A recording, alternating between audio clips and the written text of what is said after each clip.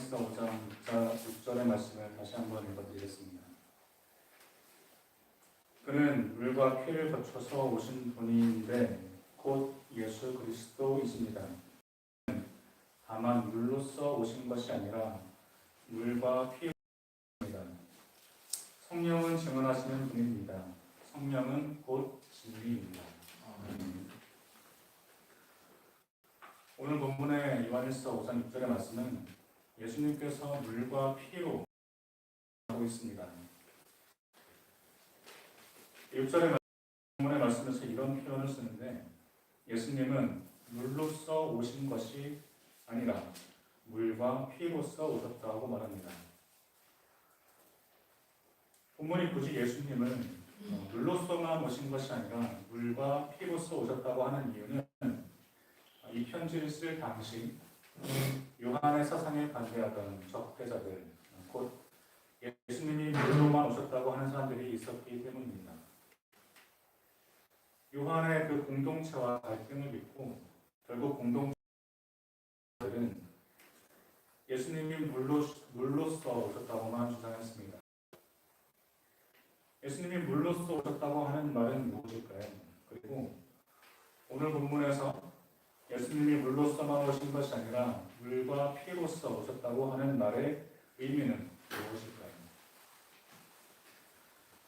예수님이 물로써 오셨다고 하는 말은 예수님께서 물로 세례를 받으심으로써 하나님의 아들로서 확증을 받았고 인류를 구원한 그리스도로서의 사역이 시작되었음을 의미합니다. 예수님이 요단강가에서 세례 요한에게 물로 세례를 받으실 때 하늘이 열리고 성령이 비둘기처럼 내려와 예수님에게 임하셨습니다. 물로 세례를 받으신 바로 그때 예수님이 비로소 하나님의 아들로, 메시아로, 이스라엘의 왕으로 불리우기 시작하십니다. 요한일서와 깊은 관계를 있는 요한복음에서 세례 요한은 이렇게 말하고 있습니다. 나를 보내어 물로 세례를 주게 하신 분이 나에게 이르기를 성령이 어떤 사람이 오는 것을 보거든 그가 바로 성령으로 세례를 주시는 분인 줄 알아라 하셨습니다. 그런데 나는 그것을 보았습니다. 그래서 나는 이분이 하나님의 아들이라고 증언하였습니다. 물로 세례를 받으신 예수님은 성령을 받으심으로써 하나님의 아들로 그리스도로 온전히 오셨으며 우리 안에 성령으로 세례를 주시는 분으로 오신 것입니다. 그러니까 이 요한 공동체의 사상으로서는 예수님께서 하나님의 아들로 이 땅에 오시게 온 때가 아기 예수로 오신 때가 아니라 물로 세례를 받으신 바로 그때 완전히 그리스도로 오신 것입니다. 곧 요한복음 1장에 말씀이 육신이 되셨다고 하는 말씀이 바로 이 물로 세례를 받았을 때였습니다. 그래서 오늘 소위 요한의 적대자들이라고 하는 사람들은 예수님의 그 어느 사역보다도 세례를 받으신 일에 집중. 그들은 예수님께서 이미 물을 통해서 성령을 주셨기 때문에 추가적인 것은 아무것도 필요 없다고 여겼습니다. 이미 성령님이 하나님의 영 예수님에게 임하셨는데 무엇이 더 필요하겠습니까? 세례 요한이 증언하였던 것처럼 물로 성령을 받으신 예수님께서는 이제 하나님의 아들이 되셔서 성령으로 세례를 주실 것이고 그리스도로서 인류를 구원하는 데 부족함이 없었을 것이었습니다. 적대자들이 예수님께서 물로 오셨다고만 말하면서 예수님의 세례에 집중하였던 것은 그들이 요한 공동체 내에서도 극단주의적이었기 때문입니다. 요한 공동체는 그 어느 공동체보다 예수님의 신성을 강조하던 공동체였습니다. 예수님은 완전한 인간이시면서 동시에 완전한 하나님이셨으나 요한복음을 보면 알 수 있듯이 요한 공동체는 인간이신 예수님보다는 하나님이신 예수님을 증거하는 데 좀 더 주의를 기울였습니다. 물론 그것은 예수님의 인간성을 무시하는 것이 아니라 신약 성경의 그 어느 책에서도 과감히 드러내지 못했던 하나님 되신 예수님을 밝히고자 하는 것이었습니다. 그런데 이런 부분을 너무 극단적으로 강조하던 나머지 예수님이 하나님 되신 그 순간만을 강조하며 그 외의 부분을 무시하는 자들이 생겨났던 것입니다. 그들은 예수님이 물로 오신 것만을 말했습니다. 그리고 결과적으로 그들은 예수님께서 우리를 위해 피 흘리셨음을 잊어버렸습니다. 오늘 저희가 읽은 본문의 말씀은 예수님께서 물로써 오셨음이 아니라 피로서도 오셨음을 강조합니다. 예수님께서 물로 세례를 받으시던 그 순간에 하늘이 열리고 성령이 비둘기가 지내려오고 이는 내 사랑하는 아들이다라는 하나님의 음성이 들리고 곧 예수님께서 성령님과 함께 구원 사역을 시작하셨던 그 사건은 물론 몇 번을 이야기하더라도 중요한 사건입니다.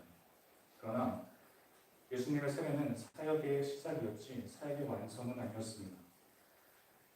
예수님이 그리스도로서 인류의 죄를 사하실 구원자로서 오셔서 그 사역을 완성하신 것은 예수님께서 자신을 제단에 바쳐진 어린 양과 같이 화목제물로서 자신을 피를 흘리셨기 때문에는 결코 간과해서는 안 됩니다.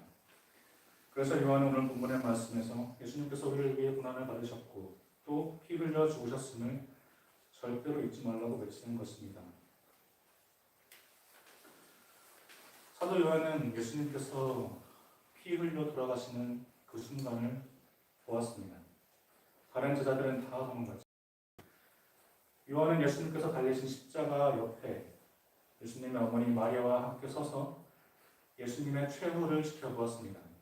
요한은 로마 군인들이 예수님의 옷을 밖에 나눠 가지는 것을 보았고 십자가를 타고 흘러내린 예수님의 피를 보았고 또 그 피의 냄새를 맡았고 십자가 위에서 마침내 다 이뤘다고 외치신 예수님의 사역 완성 선언을 곁에서 직접 들었으며 병사들이 예수님 옆구리를 찔렀을 때 흐르던 물과 피를 목격했습니다. 요한이 직접 이 모든 광경을 지켜보면서 마침내 모든 인류의 죄가 용서받을 수 있는 위대한 사역의 완성을 직접 보았는데 그가 만일 누군가 예수님의 세례 받으실 때만 강조하는 피가 의미 없다는 듯이 말한다면 당연히 크게 화를 내었을 것입니다. 예수님께서 물로 세례를 받으심으로써 성령님이 예수님께 내려오셨습니다. 그때부터 예수님은 성령님과 함께 동행하시면서 함께 사역을 하셨습니다. 성령님과 예수님이 한 그 사역은 인류 역사상 가장 위대한 사역이었습니다. 그러나 예수님이 물로 세례를 받으셨을 때 성령님은 예수님께 내려온 것이지 우리에게 내려오신 것이 아닙니다. 성령님이 예수님께만 함께 하셨다면 2000년이 지난 지금 우리에게 그다지 의미 있는 일은 아닙니다. 성령님께서 우리와 함께 하셔야지만 예수님의 사역은 완성되는 것이며 동시에 성령님의 새로운 사역이 시작되는 것입니다. 예수님이 물로 세례를 받으셨을 때 성령님은 예수님께 내려온 것이지 우리에게 내려온 것이 아닙니다. 예수님은 요한복음 16장 7절에서 말씀하셨습니다. 내가 너에게 진실을 말하는데 내가 떠나가는 것이 너에게 유익하다. 내가 떠나가지 않으면 보혜사가 너에게 오시지 않을 것이다. 그러나 내가 가면 보혜사를 너에게 보내주겠다. 이 말씀에서 보혜사는 성령님을 의미합니다. 곧 예수님은 보혜사 성령님과 함께 동행하고 계셨는데 예수님의 피로써 구원 사역을 완성하시지 않았다면 자신을 희생하여 영광받아 하늘로 오르셔서 이 땅을 떠나시지 않는다면 성령님은 우리에게 오시지 않았을 것입니다. 요한의 적자자들은 성령님이 예수님께 임하신 사건, 물로 세례를 받은 사건만 중요시하였지만 성령님이 우리에게 오시는 그 큰 은혜는 예수님의 피로 위한 것이었습니다. 성령님은 물로써 예수님에게 오셨고 또 피로써 우리에게 오셨습니다. 그 말은 예수님께서 물과 피로 오셨다는 예수님께서 물과 피로 하나님의 아들로 오셨다는 것처럼 성령님도 물과 피로써 우리에게 오셨다는 것을 의미합니다. 오늘 본문에서 말하기를 성령은 증언하는 분이라고 하셨습니다. 성령님이 무엇을 증언하냐고 한다면 바로 예수 그리스도를 증언하십니다. 성령님이 누구에게 예수 그리스도를 증언한다고 하시냐면 바로 우리에게 증언하십니다. 이 이 말은 곧 성령님이 우리와 함께 계시다는 의미입니다. 예수님 이후 2000년이 지난 지금까지 성령님이 우리와 함께 계실 수 있었던 것은 예수님이 물과 피로써 오셨기 때문이며 성령님 또한 그 물과 피로써 우리에게 오셨기 때문입니다. 또한 오늘 본문의 마지막에서 성령은 곧 진리라고 말씀했습니다. 예수님도 요한복음에서 성령에 대하여 말하기를 그분 곧 진리의 영이 오시면 그가 너희를 모든 진리 가운데로 인도하실 것이다 라고 하셨고, 또한 보혜사가 오시면 죄와 의와 심판에 대하여 세상의 잘못을 깨우치실 것이다 라고 말씀하셨습니다. 그러므로 성령과 함께 동행하는 사람에게는 진리 또한 함께 있을 것입니다. 성령은 우리에게 무엇이 죄인지, 무엇이 의인지 구별하게 하시며 또 심판이 어떠한지 깨닫게 하여 주십니다. 지금 우리 교회는 성령 강림주일을 기다리고 있습니다. 성령 강림주일은 예수님께서 부활하시고 승천하신 후 오순절날, 마침내 성령이 우리에게 오신 그 날을 기념하는 주일입니다. 누군가는 2000년 전 오순절날 성령님이 제자들에게 강림하셨던 것처럼 오늘날 자신에게도 성령님이 강림하기를 바라는 사람이 있습니다만, 사실 성령님은 이미 우리에게 오셔서 우리 가운데 계십니다. 요한복음 14장에서 예수님은 아버지께서 보혜사를 너희에게 보내셔서 영원히 너희와 함께 계시게 하실 것이다 라고 말씀하셨습니다. 성령님은 2000년 전에 이미 우리에게 오셨고 지금까지 함께 하십니다. 우리도 모르는 사이에 성령님은 말할 수 없는 탄식으로 우리를 위해 기도하고 계십니다.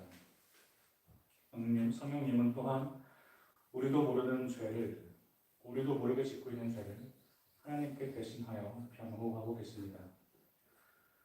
그러므로 그리스도인은 성령님이 우리에게 임하시기를 구하기보다는 이미 우리와 함께 계신 성령님과 어떻게 동행해야 하는지를 생각해야 합니다. 성령님과 함께 동행하셨던 예수님처럼 그리스도인도 물과 피로 우리에게 오신 성령님과 함께 동행해야 합니다. 그러면 그렇게 한다면 주의 성령이 내게 임하셨으니 이는 가난한 자에게 복음을 전하게 하시려고 내게 기름을 부으시고 나를 보내사 포로된 자에게 자유를, 눈먼 자에게 다시 보게 함을 전파하며 눌린 자를 자유케 한다는 말씀과 같이 육신이 치유되고 영과 육이 자유되는 은혜가 있을 것입니다. 아멘. 기도하겠습니다. 사랑과 은혜의 하나님, 2000년 전에 독생자 예수 그리스도를 우리에게 보내주셔서 우리를 구원케 하셨고 다시 성령님을 보내주셔서 지금까지 우리와 함께 하여 주시니 감사드립니다. 이 땅에서 예수 그리스도를 구주로 고백하는 성도들이 성령님과 동행하게 하셔서 진리와 치유와 자유케 함을